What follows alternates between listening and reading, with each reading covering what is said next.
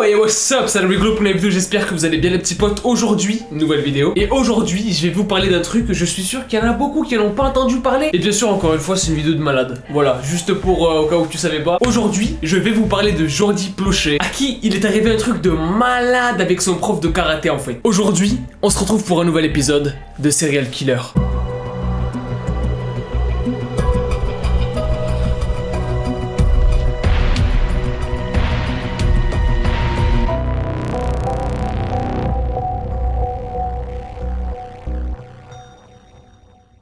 Jordi Blanchet en fait c'est un petit garçon qui est né à Bâton Rouge, donc aux États-Unis, et dès petit lui ce qu'il kiffe c'est faire du sport. Et c'est pour ça que son père, Gary Plocher, va l'inscrire dans un dojo de karaté en fait. Salle de karaté qui appartient à un mec qui s'appelle Jeff Doucet. Ce Jeff Doucet il vit assez loin de sa famille en fait, et il habite dans le dojo de karaté en fait. C'est ce qui va rendre triste Gary, qui du coup va l'accueillir dans sa famille. Et ça va énormément rapprocher Gary et Jeff en fait. Ça va tellement les rapprocher qu'ils vont devenir meilleurs amis. Comme ça, ils se connaissent pas mais du jour au lendemain, ils deviennent meilleurs amis. Gary va même jusqu'à dire à Jeff de passer à la maison quand il veut, comme si c'était chez lui, pour vous dire à quel point c'est vraiment son gars, tu vois. Donc jusqu'au là, rien d'assez étrange, une espèce de relation commence à se créer entre la famille Plocher et Jeff Doucet. En fait, Gary, il a tellement confiance en Jeff que des fois Jeff va lui dire ouais, viens, je prends ton fils pendant une journée, tu vois, histoire de faire un petit peu de karaté, s'amuser.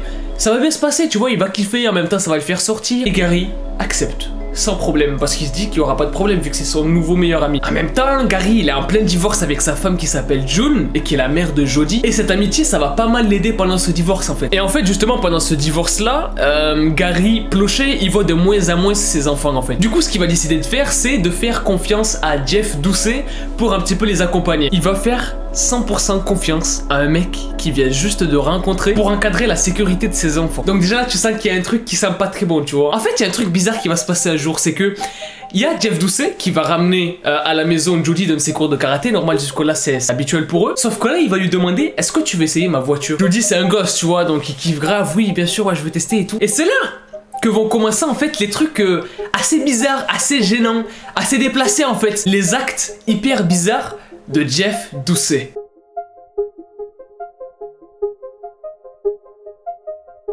En fait, il est rentré du cours de karaté avec Jeff et Jeff lui a demandé est-ce que tu veux tester ma voiture. Donc Jody c'est un gamin normal, ouais de ouf et tout.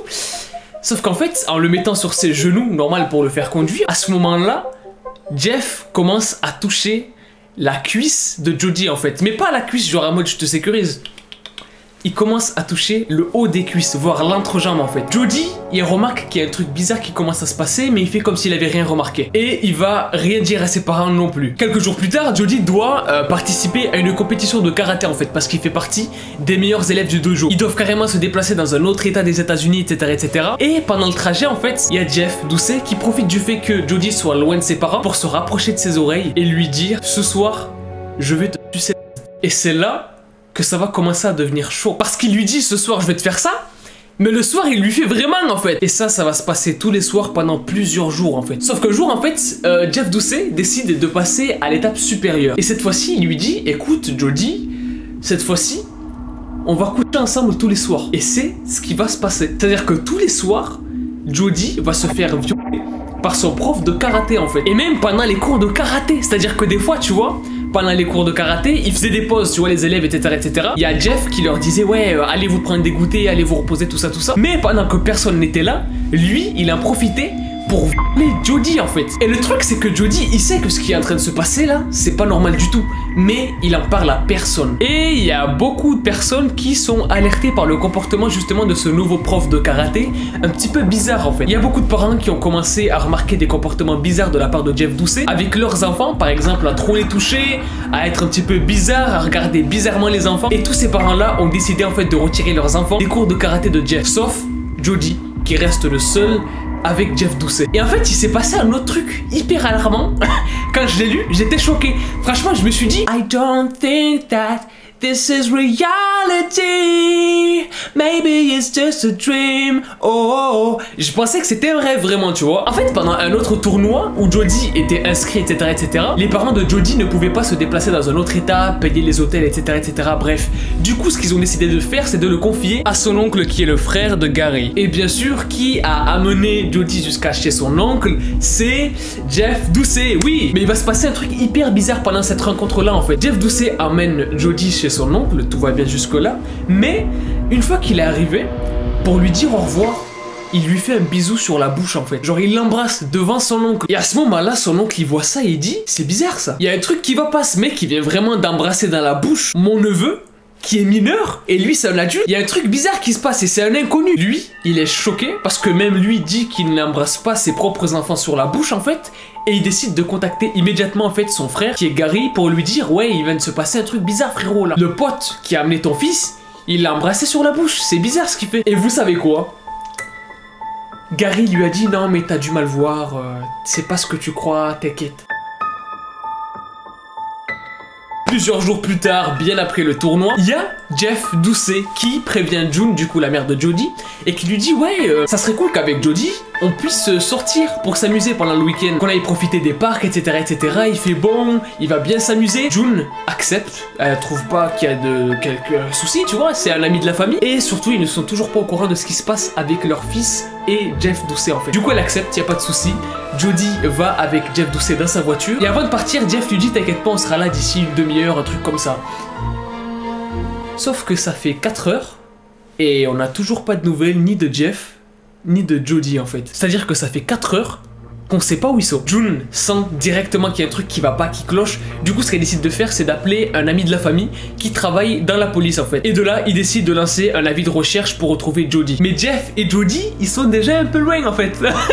Ils sont déjà un peu loin. Là, ils prennent la route pour aller à Hollywood en fait. Jeff Doucet a kidnappé Jodie pour qu'il devienne son propre fils. Et pour vous dire à quel point ce mec-là, c'est un malade, c'est un fou, c'est un rebelle, c'est un hmark, ce qu'il a décidé de faire en fait pour que ça passe mieux, tu vois, pour que les gens se disent pas mais il est blanc, ça peut pas être son fils vu que lui, il a les cheveux noirs, tu vois. Il a teint les cheveux de Jodie en noir. Il les a colorés, tu vois. Colorés, qu'est-ce que je...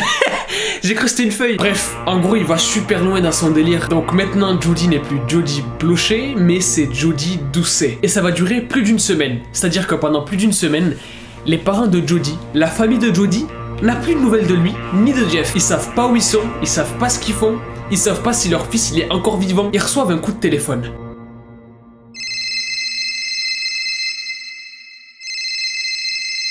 Hi, come with me, Jen. You told me that you'll come with us. I know that you love me.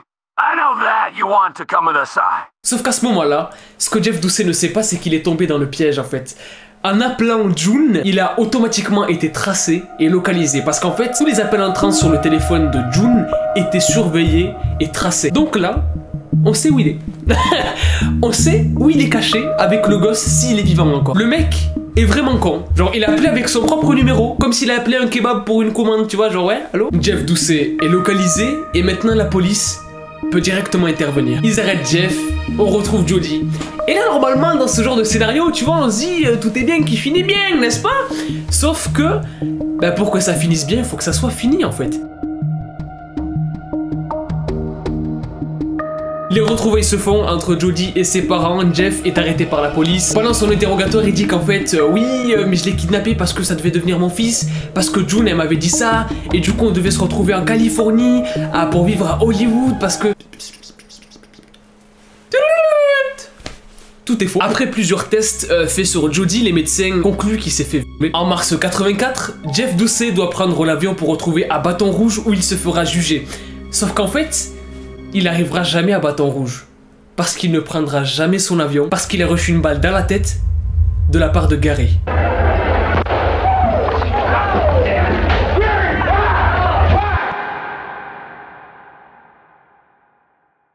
En fait, comment est-ce que Gary a su que Jeff Doucet allait passer par là? Il l'a entendu. Il y a des gens qui parlaient devant lui, il l'a entendu, du coup il s'est dit, bah écoute, dans le doute j'y vais. Et il s'est retrouvé face à face avec le violeur de son enfant en fait. Sauf que là, malheureusement, direction le commissariat pour Gary. Il a été jugé. Et il a été libéré. Il a été libéré parce qu'en fait, il n'y avait pas préméditation, il n'avait pas d'antécédent, il était dans une certaine situation due à l'histoire de son fils qui a fait qu'il ne représentait pas une menace pour la société selon le juge. Donc, il est libre. Énorme. C'est une dinguerie. J'espère que la vidéo vous aura plu. Si c'est le cas, maximum de likes, je compte sur vous. Dites-moi dans les commentaires si vous connaissez cette histoire ou pas. Voilà, vous me dites oui je connaissais, là je connaissais pas. Abonne-toi à la chaîne si t'es nouveau et que tu kiffes le délire de la chaîne. Moi je vous dis à la prochaine. Peace out. Et kiffe la vie.